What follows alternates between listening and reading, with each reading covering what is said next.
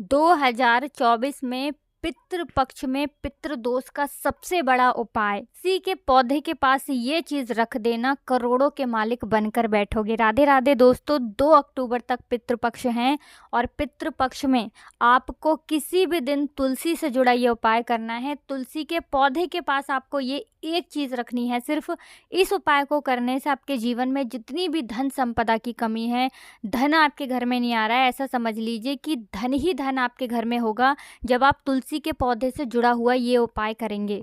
जिन लोगों के जीवन में पितृदोष है, जो लोग पितृदोष से परेशान हैं, जिनके घर में धन की कमी बहुत है, जिनके घर के बच्चे बहुत परेशान हैं, सफलता नहीं मिल रही है, या जिनको संतान को लेकर बहुत दुख अपने जीवन में है, उन्हें तो विशेष कर ये उपाय करना चाहिए। और जो लोग चाहते हैं ना कि हमारा काम, हमारा व्यापार, नौकरी बहुत अच्छे से चले और दिन पर दिन तरक्की करें, सफलता के रास्ते जीवन में खुलते चले जाएं, उन्हें भी ये उपाय ज़रूर करना चाहिए। देखिए, पितृ ही हैं जो आपको आपके जीवन में बहुत कुछ बहुत आसानी से दे देते हैं। पितृ अगर नाराज़ हैं तो जीवन में, घर में दुख संकट बढ़ जाते हैं, घर में बीमारियां, कलेश बढ़ जाता है, घर के सदस्य दुखी रहते हैं, ऐसे घर में आसानी से पैसा नहीं आता है। और अगर किसी व्यक्ति के पितृ उससे प्रसन्न हो, आशीर्वाद देकर जाएं, तो ऐसा घर हमेशा धन धान्य से भरा रहता है। वहाँ ना तो की कमी होती है, ना धन की कमी होती है, ना वैभव की कमी होती है। उस घर में हर चीज़ बहुत आसानी से आती है, धन भी आता है, पैसा भी आता है। और दूसरी चीज़ की कभी भी ऐसे घर में बीमारियां प्रवेश नहीं करती हैं, दुर्घटनाएं नहीं होती हैं, जहां पितरों का आशीर्वाद बना रहता है। तो पितृ पक्ष में तुलसी के पौधे के पास ये चीज रखकर इस उपाय को जरूर करें, जिससे कि आपके जो पितृ हैं वो प्रसन्न हो जाएं और आपको आशीर्वाद देकर जाएं। अब जिनके पितृ नाराज हैं वो भी इस उपाय को करें, जिससे कि पितृ नाराज ना रहें, पितृ दोष दूर हो जाए।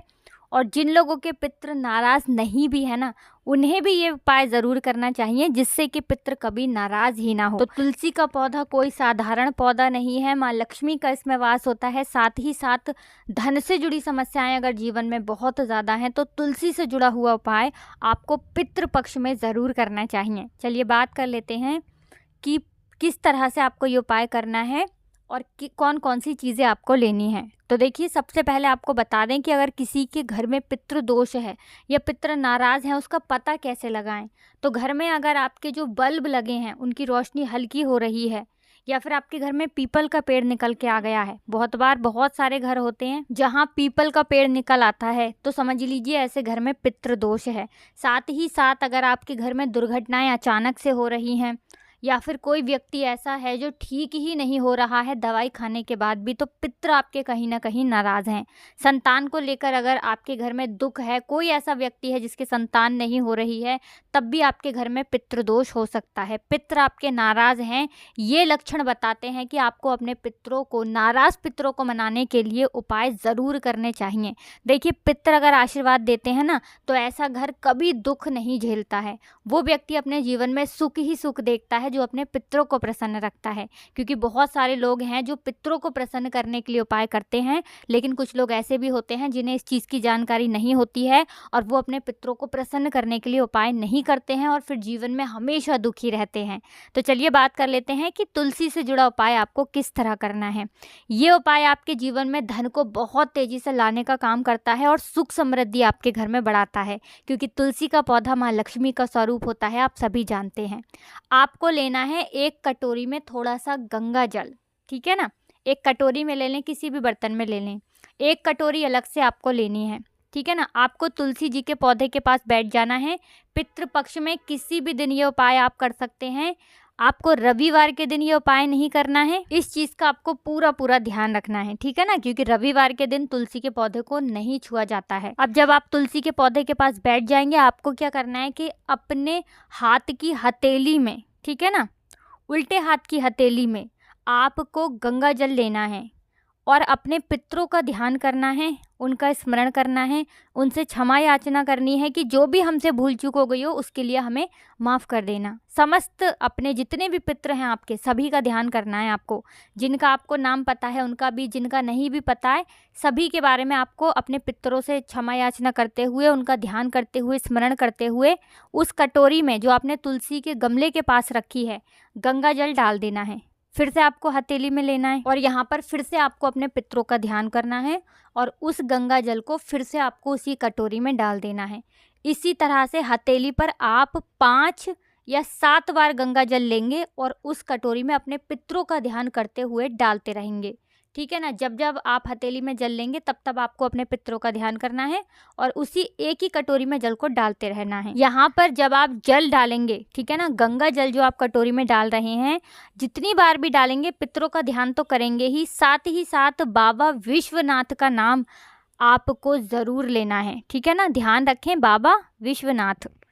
7 बार डालते हैं तो 7 बार नाम लेंगे, 5 बार डालते हैं तो 5 बार लेंगे। ठीक है ना, ज़रूरी नहीं है कि आपको 7 बार ही डालना है, 5 बार भी आप डाल सकते हैं गंगा जल। अगर गंगा जल, बहुत बार होता है कि गंगा जल नहीं होता है बहुत सारे लोगों के घर में। ठीक है ना।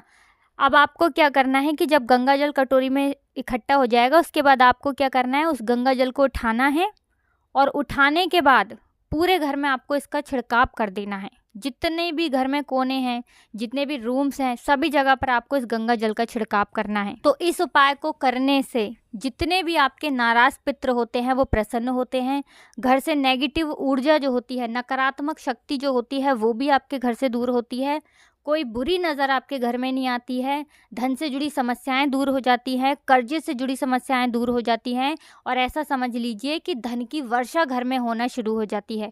इतना आशीर्वाद आपको आपके जीवन में अपने पितरों से मिल जाता है ना कि किसी चीज़ की कमी फिर जीवन में नहीं होती है। आप जो अपने जीवन में चाहते हैं ना वो आपको मिलता है। तो कोशिश करें कि ये उपाय आप पितृ पक्ष में ज़रूर करें।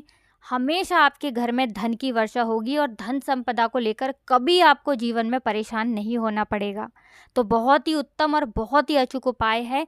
ज़रूर से इस उपाय को आप पितृ पक्ष में किसी भी दिन कर लें, लेकिन रविवार का दिन छोड़कर एकादशी के दिन भी ये उपाय नहीं करना है। बिल्कुल से इस चीज़ का ध्यान रखना है।